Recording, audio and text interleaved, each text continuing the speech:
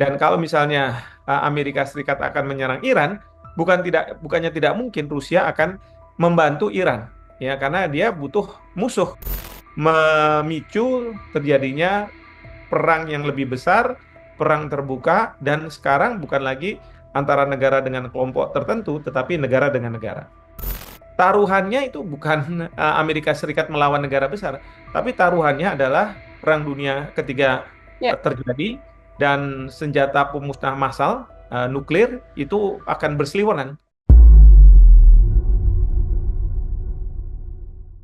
Program Tribun Sound Focus, Tribuners, kembali membersamai Anda hari ini bersama dengan saya Nila Irdah. Kita melihat bagaimana eskalasi konflik yang terjadi di Timur Tengah, yang mana Iran baru saja meluncurkan gelombang rudal besar-besaran ke wilayah Tel Aviv, Israel pada 1 Oktober, beberapa jam setelah pasukan Israel ini mengatakan bahwa mereka meluncurkan serangan darat di Lebanon Selatan. Iran sendiri, Tribuners, menegaskan bahwa serangan ini adalah bentuk balas dendam yang sah atas kematian dua petinggi sekutunya, yakni Ismail Haniyeh dan juga Hasan Nasrullah, hingga Komandan Ayer Gizi. Setidaknya ada ratusan atau 200 rudal dan roket yang menyasar ke Tel Aviv, bahkan di dekat dengan markas besar Mossad. Lalu bagaimana kita bisa melihat potensi eskalasi perang di Timur Tengah ini seusai gempuran dari Iran? Saya akan membahasnya dalam Tribun Sound Focus hari ini, sudah tersambung melalui sambungan Zoom bersama dengan saya, pengamat hukum internasional, ada Prof. Hikmahanto Juwana. Prof. Hikmah, selamat siang. Terima kasih banyak sudah bergabung. Selamat siang, Nila. Terima kasih. Ya, Prof. Hikmah, terima kasih menyempatkan waktunya. Kita beberapa kali berdiskusi terkait konflik di Timur Tengah dan menunggu apakah Iran melancarkan serangan balasan begitu ya, setelah yang pertama adalah serangan di Teheran menewaskan Ismail Haniyeh, dan pada akhirnya ini adalah gempuran kedua kalinya yang menyasar ke wilayah Tel Aviv yang dilancarkan Iran. Saya ingin minta pengantar dari Prof. Hikmah. Ya, pertama yang pasti adalah serangan ini mungkin kegeraman dari Iran karena Israel tidak juga menghentikan serangan ke Gaza, Hmm. bahkan baru-baru ini serangan ke Hezbollah di Lebanon. Serangan ini kita tahu dimulai dengan eh, pager atau walkie-talkie yang mengakibatkan banyak pejuang Hezbollah terluka dan meninggal. Lalu kemudian Hezbollah menyerang balik di mana masuk ke pemukiman dari Israel, dan dari situ Israel melakukan serangan yang sangat luar biasa yang kemudian menewaskan petinggi Sekjen Nasrullah dari Hezbollah. Jadi dalam konteks seperti ini Iran eh, awalnya masih sabar tidak melakukan serangan setelah Ismail Haniyeh, petinggi dari Hamas, ditewaskan oleh Israel. Mungkin juga ada peran dari Amerika Serikat agar Iran tidak melakukan serangan. Tetapi sekarang ini dari perspektif Iran, ini sudah tidak bisa ditolerir lagi. Sehingga dia melakukan serangan ini ke Israel.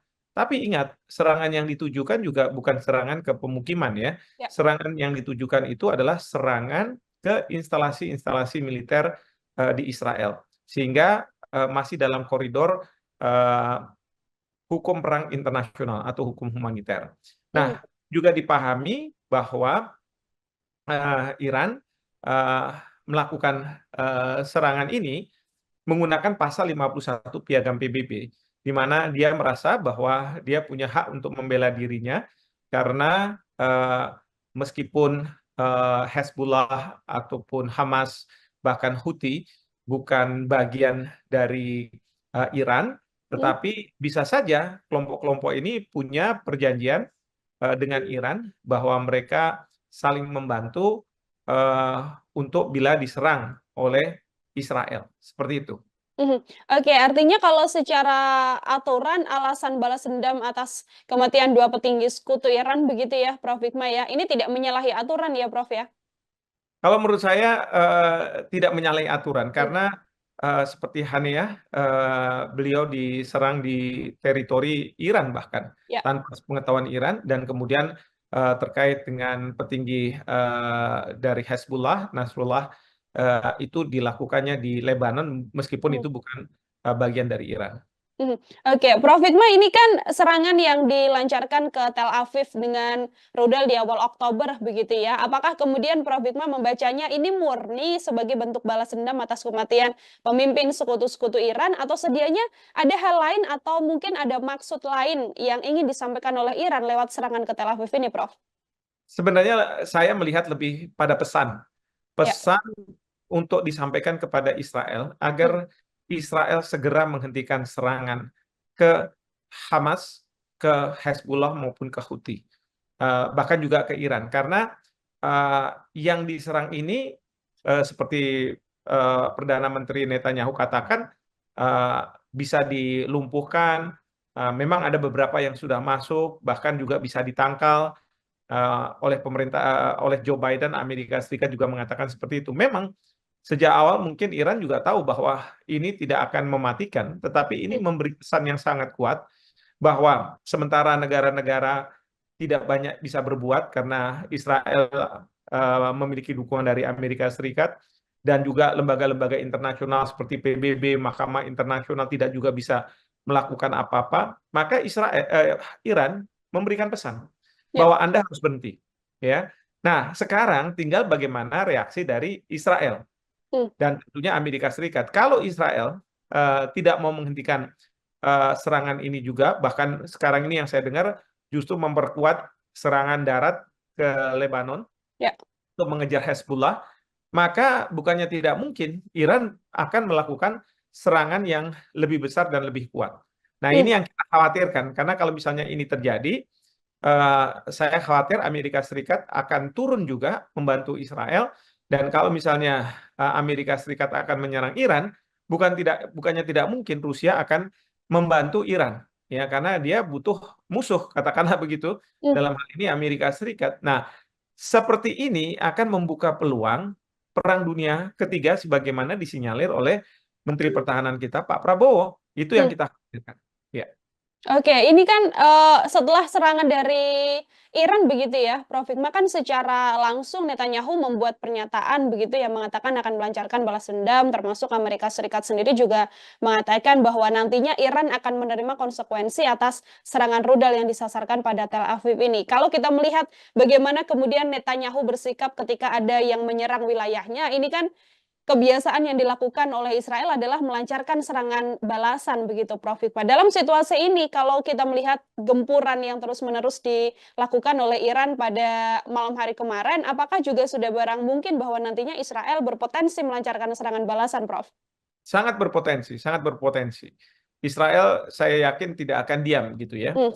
Israel akan melakukan perlawanan, dan perlawanan ini walaupun tidak ke Iran sudah ditunjukkan ketika pasukan darat Israel masuk ke Lebanon sekarang Ya. ini untuk mengejar Hezbollah. Jadi ini sudah dilakukan sebenarnya, ya, Hmm. walaupun tidak ke Iran langsung. Tapi kedua, kemungkinan besar Israel juga akan membuat perhitungan dengan Iran, dan dia akan melakukan serangan ke Iran, ya. Nah, nanti harusnya instalasi-instalasi militer yang harusnya diserang kalau misalnya memang akan ada penyerangan, tidak boleh kepada penduduk sipil. Nah, Hmm. ini yang seperti saya katakan, kalau ini terjadi, ya, sikap Israel seperti ini bukannya tidak mungkin, Iran juga akan membalas. Dan ini Oke. akan memicu terjadinya perang yang lebih besar, perang terbuka, dan sekarang bukan lagi antara negara dengan kelompok tertentu, tetapi negara dengan negara. Hmm. Oke, berpotensi justru kalau eskalasinya lebih besar antara negara dan juga negara. Ini bersamaan dengan gempuran Iran begitu, Prof. Hikmah. Ada Betul. proksi-proksi kecil, entah itu Houthi di Yaman, kemudian Hizbullah yang juga masih terus-menerus melancarkan serangan ke Israel. Ada perlawanan Irak juga yang juga membantu untuk melancarkan serangan ini. Proksi kecil ini kalau dari analisa Prof. Hikmah, apakah juga bisa menimbulkan ancaman konflik yang semakin besar, Prof? Ya, sangat bisa. Karena begini, Israel terus terang terganggu dengan proksi-proksi kecil ini. Dan mereka Ya. tahu, Israel tahu bahwa di belakang proksi-proksi kecil ini adalah Iran. Hmm. Sehingga dia tahu bahwa yang ditarget sebenarnya ujungnya adalah Iran. Tapi kalau menyerang langsung Iran, ini kan perang terbuka dan dia harus punya basis yang kuat. Sehingga menunjukkan kepada negara-negara bahwa dialah yang diserang, dan kemudian dia punya hak untuk membela diri terhadap Iran. Tetapi Iran pada saat sekarang ini kan di atas angin. Ya. Karena apa? Karena Israel sudah melakukan serangan ke konsul Iran di Irak pada waktu itu. Lalu kemudian dia sudah memasuki wilayah Iran dan menewaskan Haniyeh. Ya, jadi Iran merasa bahwa saya punya hak untuk melakukan serangan balasan kepada Hmm. Israel. Nah, ini yang dilakukan sekarang untuk juga memberikan pesan tadi yang saya katakan. Pesan bahwa Anda harus hentikan serangan-serangan Anda ke Gaza, ke Lebanon, di mana Hezbollah ada, bahkan juga ke Yemen, di mana Houthi Hmm. berada. Hmm. Adakah upaya yang kemudian bisa terjadi dalam situasi ini, Prof. Hikmah, meredam agar Netanyahu begitu ya atau Israel kemudian tidak melancarkan serangan balasan ke Iran karena kita tahu apabila sudah diserang Iran tidak akan mungkin tinggal diam saja, Prof. Ya, ini semua akan bergantung pada Amerika Serikat. Hmm. Ya, kalau Amerika Serikat mengatakan bahwa dia tidak lagi mendukung Israel, sebenarnya sudah selesai. Karena Israel dengan percaya diri yang sangat tinggi melakukan serangan-serangan dengan amunisi yang mereka punya, bahkan juga dibantu oleh Amerika Serikat karena di belakangnya ada Amerika Serikat. Hmm. Nah, disinilah perlunya upaya sebenarnya kita Indonesia untuk berkomunikasi dengan pemerintah Amerika Serikat bahwa ini harus selesai karena ini akan eh, menuju kepada Perang Dunia Ketiga kalau tidak ditangani dengan baik. Dan kita serahkan kepada pemerintah Amerika Serikat. Amerika Serikat bisa saja apa namanya, melakukan proses di mana secara konstitusional Perdana Menteri Netanyahu diturunkan, dan kita tahu Amerika Serikat pandai lah kalau untuk hal-hal seperti ini. Hmm. Tapi dia harus menghadapi lobby-lobby Israel, maaf, lobby-lobby Yahudi yang selama ini selalu meminta pemerintah Amerika Serikat untuk selalu melindungi Israel. Karena pasti lobby-lobby Yahudi akan tidak mau. Dan kalau misalnya ini tidak dipenuhi oleh pemerintah Amerika Serikat, maka perekonomian Amerika Serikat ada dalam keadaan bahaya karena Hmm. mayoritas perekonomian dipegang oleh lobby-lobby Yahudi ini. Hmm. Mereka-mereka warga negara Amerika Serikat keturunan Yahudi. Oke, ada Amerika Serikat yang kemudian menjadi kunci begitu ya, Prof. Hikmah ya, untuk bisa Betul. meredam eskalasi yang terjadi di Timur Tengah ini.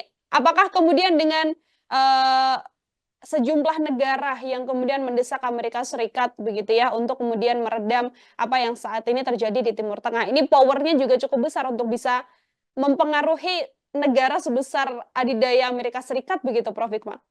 Sekarang permasalahannya bukan negara besar yang akan mengimbangi Amerika Serikat, Ya. tapi apakah Amerika Serikat mau dunia ini semua hancur? Hmm. Nggak ada yang menang. Karena apa? Taruhannya itu bukan Amerika Serikat melawan negara besar, tapi taruhannya adalah Perang Dunia Ketiga Ya. terjadi dan senjata pemusnah massal nuklir itu akan berseliweran. Dan Hmm. ini tidak akan menguntungkan siapapun karena mungkin juga ini dianggap sebagai kiamat gitu ya.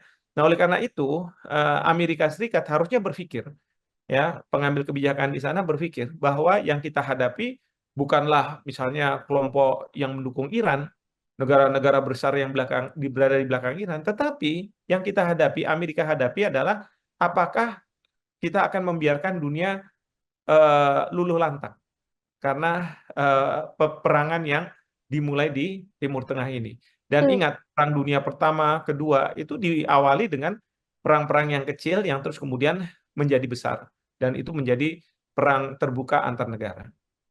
Oke, ada Amerika Serikat yang juga bisa menahan, Israel agar tidak kemudian melakukan serangan balasan begitu ya, Prof. ya, terhadap Iran sendiri. Kalau dari sisi Iran, Prof, apakah juga kemudian ada yang bisa meredam begitu ya? Karena Iran tadi secara tegas mengatakan, kalau diserang balik sudah pasti Iran akan melancarkan serangan balik begitu. Ya, tentu ada juga upaya-upaya seperti itu. Ya, kita Indonesia juga bisa melakukan hal itu karena kita punya hubungan diplomatik Mmm. dan kita anggota OKI, minta supaya Iran tidak melakukan serangan ulang katakanlah kalau Israel menyerang. Tapi bagi Iran masalahnya ini udah harga diri. Bagi Ya. Iran ini masalahnya adalah eee, kalau Israel tetap melakukan serangan ke Gaza, ke Lebanon, ke Hezbollah begitu ya, lalu mereka bilang, eee, "Anda meminta saya untuk berhenti, tapi Anda membiarkan Israel untuk melakukan tindakan genosida. Mmm. Itu tidak sesuatu hal yang adil," ya kan? Nah, tentu ini agak sulit kalau misalnya, Mhm. kita melakukan seperti itu. Jadi, yang kita mau itu adalah kalau misalnya kita bisa berkomunikasi dengan pemerintah Iran untuk, tidak lagi melakukan serangan, tapi saat bersamaan kita berkomunikasi dengan Amerika dan Amerika meminta Israel untuk juga tidak melakukan serangan tersebut, ya, ke Gaza, ke Lebanon dan sebagainya. Jadi sesuai dengan apa yang diminta oleh Majelis Umum PBB agar negara-negara menahan diri untuk tidak menggunakan kekerasan dan melakukan gencatan senjata. Oke, ini, di tengah bagaimana upaya Israel yang berkemungkinan begitu ya Prof Hikmah ya, bisa melancarkan serangan ke Iran, tadi Prof juga sempat menyebut sudah dilakukan serangan darat ke Lebanon sendiri, di satu sisi Lebanon baru saja kehilangan pemimpin tertingginya begitu Prof Hasan Nasrullah. Apakah di situasi ini, ada power atau masih ada upaya dan kekuatan bagi Hizbullah untuk bisa melancarkan serangan atau mungkin menahan gempuran dari Israel, Prof Hikmah? Yang pasti adalah Hezbollah akan melakukan, selain serangan mungkin lewat misail udara, dia akan menghadapi tentara-tentara Israel yang akan memasuki wilayah Lebanon dan mendekati mereka. Nah, mereka akan menggunakan perang gerilya. Ya, dugaan saya mereka akan menggunakan perang gerilya untuk memastikan bahwa mereka bisa menghalau tentara-tentara Israel. Perang gerilya ini, ya mereka tidak akan menggunakan seragam tentunya. Mereka seperti mungkin masyarakat biasa, tetapi mereka melakukan serangan kepada tentara-tentara Israel. Dan ini pasti akan ditakutkan. Walaupun secara hukum internasional, hukum perang, ini sebenarnya sesuatu yang tidak diperbolehkan, tidak bisa dilakukan, tetapi mungkin untuk survival, bahwa ini yang harus dilakukan oleh Hezbollah. Oke, ada upaya yang bisa dilakukan oleh Hizbullah kalau di satu sisi Israel masih terus menggempur Hizbullah atau Lebanon begitu Prof Hikmah. Tapi di satu sisi Gaza ini juga tidak ditinggalkan oleh Israel. Bagaimana kemudian Prof Hikmah melihat banyaknya situasi yang dihadapi oleh Israel saat ini? Apakah itu juga bisa menyulitkan Israel untuk bisa terus melancarkan serangannya, Prof? Ya sangat menyulitkan karena dalam saat bersamaan dia punya 2 titik, bahkan mungkin juga tidak 3 titik sama Houthi, mungkin juga sama Iran, yang harus dia hadapi. Belum lagi kalau misalnya ada negara-negara lain yang bersimpati juga melakukan hal yang sama. Ini yang Israel sebenarnya menggali kuburannya sendiri, ya tidak bisa dipersalahkan karena masyarakat internasional sudah menyerukan agar Israel menghentikan serangan-serangan yang dilakukan ke Gaza. Bahkan saking geramnya masyarakat internasional, kita lihat Arab Saudi sudah mengusulkan agar adanya aliansi untuk memerdekakan Palestina. Lalu kemudian juga Uni Eropa melakukan hal yang sama. Jadi ini bukan masalah cuma dunia Islam saja, ya di Timur Tengah saja, tetapi juga sudah ke berbagai negara. Bahkan kalau kita lihat Amerika Serikat, masyarakatnya, mahasiswanya juga mereka minta pemerintah Amerika Serikat untuk melakukan tindakan, melakukan intervensi sehingga Israel menyudahi serangan mereka ke Gaza dan sekarang juga ke Lebanon. Oke, terakhir dari saya Prof Hikmah, tadi ada Amerika Serikat apabila Amerika bersedia mengatakan bahwa Netanyahu harus selesai atau Israel harus menghentikan aksinya begitu ya, ini konflik di Timur Tengah bisa selesai. Tapi apabila memang tidak ada tindakan dari Amerika Serikat, apakah perlawanan-perlawanan dari kelompok Iran, Hamas, kemudian Houthi dan juga Hizbullah ini mampu untuk meredam atau menarik mundur pasukan Israel yang saat ini masih terus melancarkan serangan, Prof?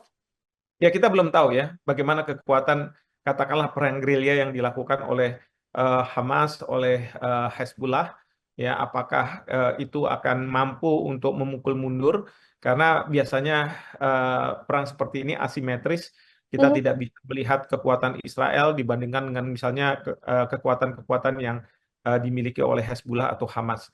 Nah, karena mereka mungkin kekuatannya juga sangat minim, tetapi dengan perang gerilya ini bukannya tidak mungkin mereka bisa memenangkan peperangan itu. Contoh Vietnam Utara ketika berhadapan dengan tentara Amerika Serikat yang punya perlengkapan yang sangat canggih dan lebih kuat, tetapi akhirnya Amerika Serikat kalah, mereka harus mundur. Nah ini yang kita tidak tahu. Oke, masih ada berbagai upaya yang kemudian bisa dilakukan, termasuk desakan dari sejumlah negara lain ya, Prof ya, untuk bisa meminta Amerika Serikat untuk bertindak agar konflik di Timur Tengah ini juga redam, termasuk juga menghentikan segala aksi genosida yang terjadi di wilayah Timur Tengah. Prof Hikmat, terima kasih banyak untuk kesempatannya berdiskusi hari ini bersama dengan saya. Semoga di lain kesempatan ada waktu kembali, Prof. Terima kasih sekali lagi, selamat beraktivitas kembali, Prof Hikmat. Terima kasih, selamat sore. Selamat sore, bersama dengan pengamat hukum internasional Prof. Hikmahanto Juwana, Tribuners, dalam Tribunnews on Focus hari ini. Saya Nila Irda, pamit undur diri. Terima kasih banyak dan sampai jumpa. Download Tribun X sekarang, menghadirkan lokal menjadi Indonesia.